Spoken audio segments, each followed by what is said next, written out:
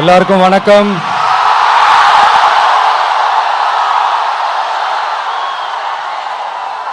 எல்லாரும் எப்படி இருக்கீங்க?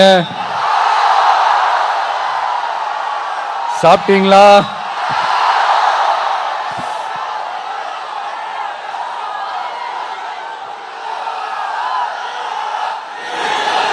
அண்ணா அவர்களுக்கு ஒரு வணக்கம், பெரியார் அவர்களுக்கு ஒரு வணக்கம். இப்ப நான் எந்த மண்ணில் நின்றுட்டு இருக்கிறேன் தெரியுமா?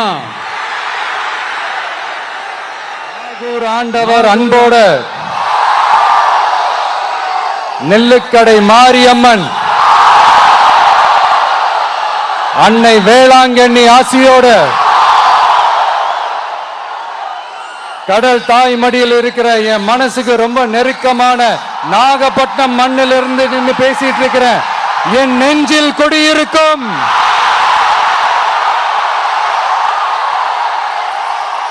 உங்கள் அனைவருக்கும் என்னைக்குமே ஒரு மீனவ நண்பனா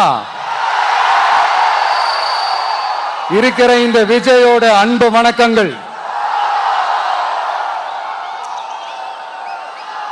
இந்த கப்பல் இருந்து வந்து இறங்குற இந்த பொருட்களை எல்லாம் விற்கிறதுக்காக அந்த காலத்துல அந்தி கடையெல்லாம் நாகப்பட்டினத்தில் இருக்கும்னு கேள்விப்பட்டிருக்கிறேன். மீன் பிடிக்கிற தொழில், மற்ற தொழில்கள், இந்த விவசாயம், எந்த பக்கம் திரும்பினாலும் எப்படி பார்த்தாலும் உழைக்கிற மக்கள் இருக்கிற ஊர் தான் நம்ம நாகப்பட்டினம் ஊர். மத வேறுபாடே இல்லாத, அனைவருக்கும் பிடித்து போன, மத சார்பின்மைக்கு எடுத்துக்காட்டாக வாழ்ற உங்கள் அனைவருக்கும் மீண்டும் என்னுடைய சிரம் தாழ்ந்த ஸ்பெஷல் வணக்கங்கள். இந்த தமிழ்நாட்டில் இந்த மீன் ஏற்றுமதியில் 2வது இடத்துல இருக்கிறது நம்ம நாகப்பட்டினம் ஹார்பர் தான். ஆனா அங்க நவீன வசதிகளோட இந்த மீன் பதப்படுத்துற இந்த மாடர்ன் தொழிற்சாலைகள்லாம் இல்லை. அது மட்டும் இல்ல, இந்த அடிப்படை வசதிகள் கொண்ட இந்த வீடுகள்லாம் இல்லாம ரொம்ப அதிகமா இந்த குடிசை பகுதிகள் இருக்கிற ஊரும் நம்ம நாகப்பட்டினம் ஊரு தான்.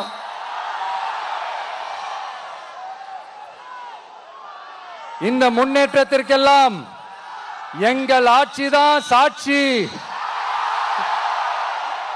அப்படி இப்படின்ட்டு இந்த அடுக்குமொழியில பேசி பேசி அது நம்ம கேட்டு கேட்டு காதுல இருந்து ரத்தம் வந்ததான் மிச்சம். இவங்க ஆண்டது பத்தாதா? இப்படி தவிக்கிறாங்களே நம்ம மக்கள், அது பத்தாதா?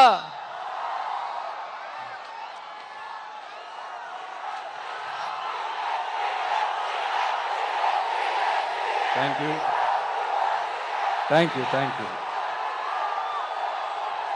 இந்த இலங்கை கடற்படையால நம்ம மீனவர்கள் தாக்கப்படுறதையும்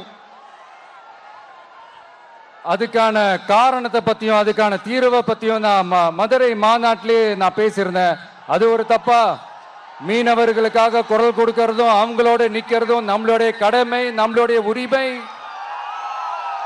நான் என்ன இன்னைக்கு நேத்தாங்க அவங்களுக்காக குரல் கொடுக்கிறேன். இதே நாகப்பட்டினத்துல 14 வருஷத்துக்கு முன்னாடி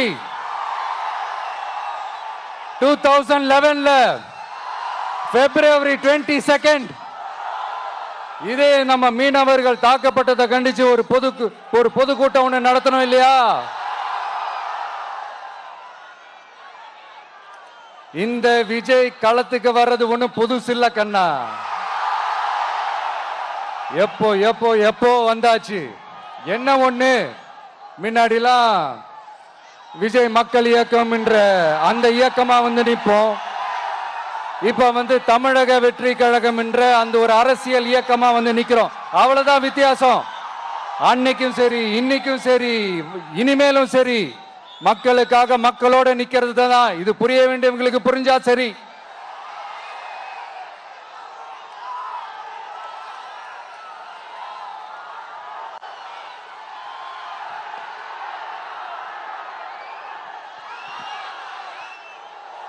மீனவர்களுக்காக குரல் கொடுக்கிற இதே சமயத்துல நம்ம தொப்புள் கொடி உறவுகளான ஈழத் தமிழர்கள், அவங்க இலங்கையில் இருந்தாலும் உலகத்துல எந்த மூலையில இருந்தாலும் தாய்ப்பாசம் காட்டின தலைவனை இழந்து தவிக்கிற அவங்களுக்காகவும் குரல் கொடுக்கிறது, அவங்களுக்காகவும் நிக்கிறது நம்மளோட கடமை இல்லையா? மீனவர்களோட உயிர் எந்த அளவுக்கு முக்கியமோ அந்த அளவுக்கு ஈழத் தமிழர்களோட அவங்களுடைய கனவுகளும் அவங்களுடைய வாழ்க்கையும் நமக்கு ரொம்ப ரொம்ப முக்கியம்.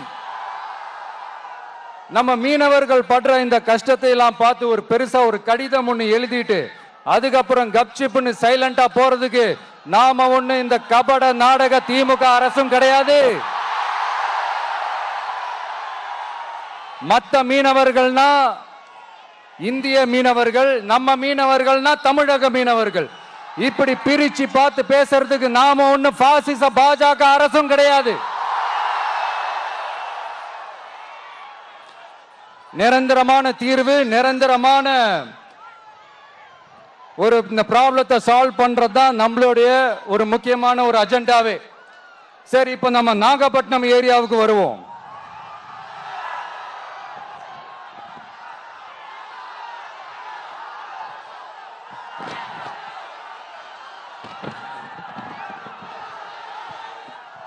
இங்க இருக்கிற மண் வளத்தை பாதிக்கிற இறால் பண்ணைகளை முறைப்படுத்தணும். அப்பதான் மீனவர்களோட வாழ்வாதாரமும் விவசாயிகளோட வாழ்க்கையும் பாதிக்காம இருக்கும். கடலோர கிராமங்கள்ல மீன் அரிப்புல இருந்து பாதுகாக்கிற அலையாத்தி காடுகளை அழிக்கிறத பத்தி தடுத்து நிறுத்தி அதுக்கு ஒரு வழி பண்ண வேண்டிய அரசாங்கத்துக்கு இதை விட ஒரு முக்கியமான ஒரு வேலை ஒண்ணு இருக்கு. அது என்ன தெரியுமா? சொந்த குடும்பத்தோட வளர்ச்சியும் சொந்த குடும்பத்தோட சுயநலமும் தான் அந்த முக்கியமான வேலை. இங்க இருக்கிற மக்களுக்கு குடிக்க தண்ணி இல்லாம தவிக்கிறாங்க. அதுக்கு தீர்வா காவிரி தண்ணியை கொண்டு வரலாம், மக்களோட தாகத்தை தீர்க்க. கொண்டு வந்தாங்களா? இவ்வளவு பாரம்பரிய கடல் சார்ந்த ஊர்ல ஒரு கவர்மெண்ட் மெரைன் காலேஜ் ஒன்னு கொண்டு வரலாம். கொண்டு வந்தாங்களா? மீன் சம்பந்தமான எந்த தொழிற்சாலையும் அமைக்கல. அமைச்சாங்களா? அட்லீஸ்ட் நிறைய பேருக்கு வேலை வாய்ப்பு கிடைக்கிற மாதிரி தொழில் வளர்த்தியாவது பெருக்கலாம். அதையாவது செஞ்சாங்களா? ஆனா ஒவ்வொரு டைமும் வெளிநாட்டுக்கு டூர் போயிட்டு வர்றப்பெல்லாம் அத்தனை கோடி முதலீடு, இத்தனை கோடி முதலீடுன்னு சிஎம் அவர்கள் சிரிச்சுக்கிட்டே சொல்லுவாரு. சிஎம் சார், மனசை தொட்டு சொல்லுங்க, வெளிநாட்டு முதலீடா இல்ல வெளிநாட்டுல முதலீடா? ஒட்டுமொத்த தமிழ்நாட்டுக்கும் முதலீடா இல்ல உங்க குடும்பத்தோட முதலீடு வெளிநாட்டுக்கு போகுதா? வேளாங்கண்ணி, நாகூர், கோடியக்கரைன்னு இங்க இருக்கிற டூரிஸ்ட் பிளேஸ் எல்லாம் கொஞ்சம் நல்லா டெவலப் பண்ணலாம். பண்ண என்ன குறைஞ்சா போயிடுவீங்க? வேதாரண்யம் பகுதியில் உப்பு ஏற்றுமதி செய்யறதுக்கு வசதியை செஞ்சு கொடுக்கலாம். செஞ்சாங்களா? நாகூர் ஆண்டவர் அரசு மருத்துவமனையில பிரசவம் பார்க்கிற டாக்டரே இல்லையா? நாகப்பட்டினம் புது பஸ் ஸ்டாண்டையாவது சுத்தமா சுகாதாரமா வச்சுக்கிறாங்களா? நாகப்பட்டினம் ரயில்வே ஸ்டேஷன் வேலைகளை சீக்கிரமா முடிச்சு வைக்கலாம். அதையாவது செஞ்சாங்களா? இங்க ஏற்கனவே இருந்த ஸ்டீல் ரோலிங் மில்லையும் ரயில் பெட்டி தயாரிக்கிற தொழிற்சாலை மூடிட்டாங்க. அத மறுபடியும் திறந்தா நிறைய பேருக்கு வேலை வாய்ப்புகள் கிடைக்கும். ஏன் அதை பத்தி யோசிக்கல? மேலக்கோட்டை வாசல் NH மேம்பாலம் கட்டி 50 வருஷம் ஆச்சு. அது சரியா மேம்படுத்தலாம். அதை செஞ்சாங்களா? Thanjavur to Nagapattinam NH road வேலை பல வருஷமா நடக்குது. இன்னும் முடிச்ச பாடே காணும். அதை வேகப்படுத்தி முடிச்சிருக்கலாம். அதையாவது செஞ்சாங்களா? ரொம்ப முக்கியமா நெல்லு மூட்டையெல்லாம் மழை காலத்துல வெள்ளத்துல நனைஞ்சு நம்ம விவசாயிங்க எவ்வளவு வேதனைப்படுறாங்க. அதுக்கு சரியான ஒரு குடவுன் கட்டி தரலாம். அதையாவது கட்டி தந்தாங்களா? எலெக்ஷனுக்கு முன்னாடி திமுக காரங்க வந்து செய்வோம் செய்வோம் செய்வோம் செய்வோம்னு சொன்னாங்களே, செஞ்சாங்களா? இதெல்லாம் எதுவுமே செய்யாம எல்லாத்தையும் செஞ்ச மாதிரியே அதையும் பெரியம்மையா வேற சொல்லுவாங்க இவங்க. நான் போன வாரம் திருச்சிக்கும் அரியலூர் மாவட்டத்துக்கும் போய் நம்ம மக்களை சந்திக்க போயிருந்தேன். அப்போ பெரம்பலூரும் போக வேண்டியது. அங்க சில ரூல்ஸ் அண்ட் ரெகுலேஷன்ஸ், ஒரு கட்டத்துக்கு அப்புறம் இந்த பஸ்ஸே மூவ் ஆகல. அதுக்கப்புறம் அதை தாண்டி ஒரு டைமுக்கு மேல பேசுறது, சரி அதெல்லாம் விடுங்க. இந்த நேரத்தில் பெரம்பலூர் பகுதி மக்களுக்கு நான் மன்னிப்பு கேட்டுக்கிறேன். சீக்கிரமாவே உங்களை தேடி நான் வருவேன் ஃபார் ஷுவர். நம்ம இந்த டூர் பிளான், இந்த ஷெட்யூல் போட்டதுக்கு அப்புறம் அது என்னப்பா சனிக்கிழமை சனிக்கிழமை சனிக்கிழமை அப்படின்னு ஒன்று ஸ்டார்ட் ஆச்சு. அது ஒன்றும் இல்லை, உங்க எல்லாரையும் பார்க்கும்போது உங்களுக்கு எந்த விதமான டிஸ்டர்பன்ஸும் இருந்துடக்கூடாது. முக்கியமா உங்களுடைய வேலைகளுக்கு எந்த விதமான டிஸ்டர்பன்ஸும் இருந்துடக்கூடாது அப்படின்ற ஒரே காரணத்துக்காக தான் இப்படி வீக்கெண்டா பார்த்து இப்படி இந்த பிளானை ஷெட்யூல் பண்ணோம். லீவு நாட்கள்ல ஓய்வு நாட்கள்ல வரணும்ன்றதான் அந்த எண்ணமே. அது மட்டும் இல்ல, அரசியல்ல சில பேருக்கு நம்ம ஓய்வும் கொடுக்கணும் இல்லையா? அதனாலதான் இந்த ஓய்வு நாட்களா பார்த்து இப்படி செலக்ட் பண்ணோம். சரி, இப்போ நம்ம மக்களை சந்திக்கிறதுக்கு, நம்ம சொந்தங்களை சந்திக்கிறதுக்கு எத்தனை கட்டுப்பாடுங்க. அந்த இடத்துல பர்மிஷன் இல்லை, இந்த இடத்துல பர்மிஷன் இல்லை. ஆனா அதுக்கான காரணங்கள்லாம் நீங்க கேட்டீங்கன்னா சொத்தையான காரணமா இருக்கும். அங்க பேசக்கூடாது, இங்க பேசக்கூடாது, 5 நிமிஷம் தான் பேசணும், 10 நிமிஷம் தான் பேசணும். நான் பேசுறதே 3 நிமிஷம் தான். அதுலயும் அது பேசக்கூடாது, இதை பேசக்கூடாதுன்னு சொன்னா அப்புறம் தான் எதை தான் பேசுறது. அரியலூர்ல போனப்போ நான் கரெக்டா அந்த ஊருக்கு போறதுக்கு முன்னாடி அந்த ஏரியாலேயே அந்த பவர் கட்டு. அப்புறம் நான் திருச்சிக்கு போய் நான் பேச ஆரம்பிச்சதுக்கு அப்புறம் அந்த ஸ்பீக்கருக்கு போற அந்த வயரு கட்டு. இல்ல, நான் தெரியாம தான் கேட்கிறேன் சிஎம் சார். ஃபார் எக்ஸாம்பிள், இப்போ ஒரு RSS தலைவர் இங்க வராருன்னு வச்சுக்கோங்க, இல்ல நம்ம பிரதமர் மோடிஜி அவர்களோ இல்ல உள்துறை அமைச்சரோ இங்க வராருன்னு வச்சுக்கோங்க.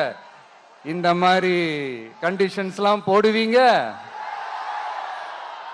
இந்த மாதிரி பவர் கட் பண்ணுவீங்க, இந்த மாதிரி வயர் கட் பண்ணுவீங்க. கொஞ்சம் கட் பண்ணி தான் பாருங்களேன். முடியாதுல, பேஸ்மெண்ட் அதிரும்ல. நீங்க தான் மறைமுக உறவுக்காரர்களாச்சே. இதாவது பரவாயில்லைங்க. இதை தாண்டி ஒரு ரூல் ஒண்ணு போட்டாங்க, பஸ்ஸுக்குள்ளேயே இருக்கணுமா, பஸ்ஸை விட்டு வெளியில வரக்கூடாதான், கையை இவ்வளவுதான் தூக்கணுமா, இப்படியே வரணுமா. மக்களை பார்த்து சிரிக்காத, மக்களை பார்த்து கையசைக்காத, இப்படியெல்லாம்.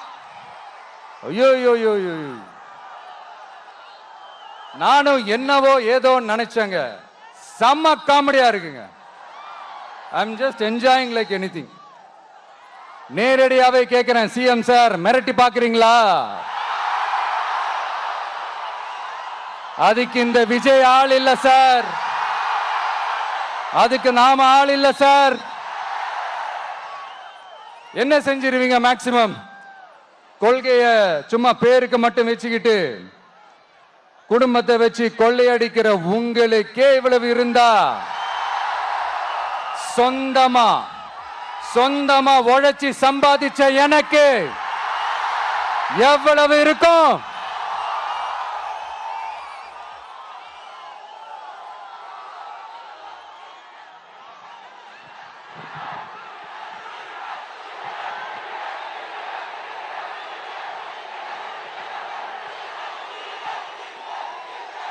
தேங்க்யூ நண்பா.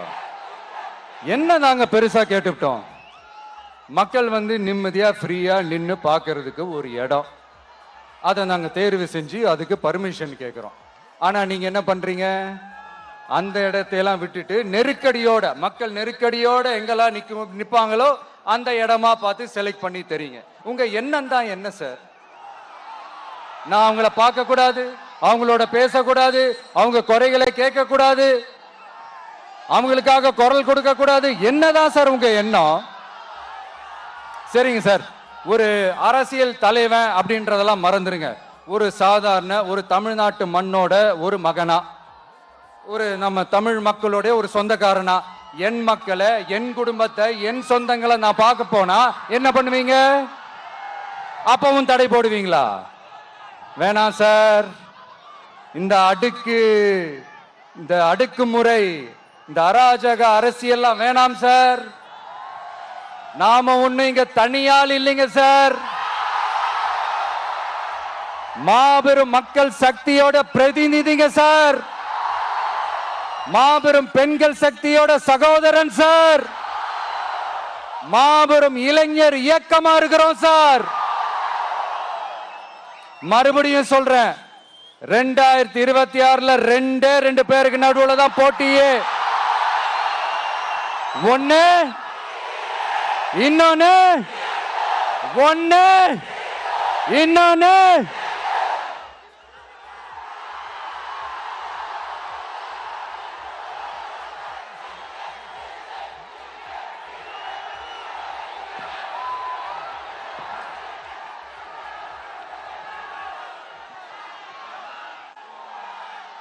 இந்த பூச்சாண்டி வேலையெல்லாம் காட்டுறதை விட்டுட்டு தில்லா கெத்தா நேர்மையா எலெக்ஷனை சந்திக்க வாங்க சார். பார்த்துடலாம் சார். கொள்கையை பேருக்கு மட்டும் வச்சுக்கிட்டு குடும்பத்தை வச்சு தமிழ்நாட்டை கொள்ளையடிக்கிற நீங்களா, இல்ல தமிழ்நாட்டில் இருக்கிற ஒவ்வொரு வீட்டுக்குள்ளேயும் ஒருத்தனா இருக்கிற நானா, இந்த விஜயா? பார்த்தலாம் சார்.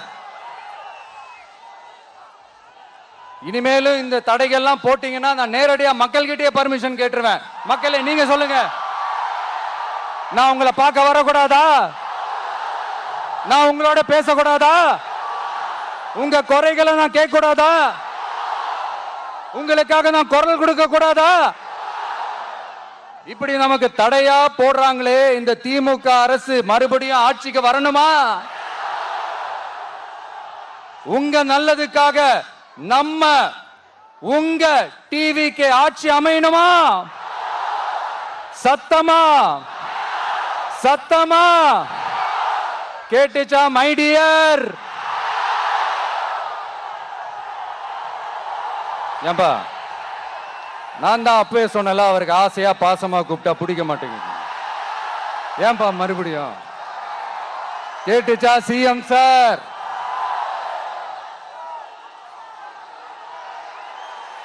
இந்த போர் முழக்கம் உங்களை ஒரு நிமிஷம் கூட தூங்க விடாது, துரத்திக்கிட்டே வரும். கான்பிடண்டா இருங்க, நல்லதே நடக்கும், வெற்றி நிச்சயம். மீண்டும் சந்திக்கும் வரை நன்றி, வணக்கம்.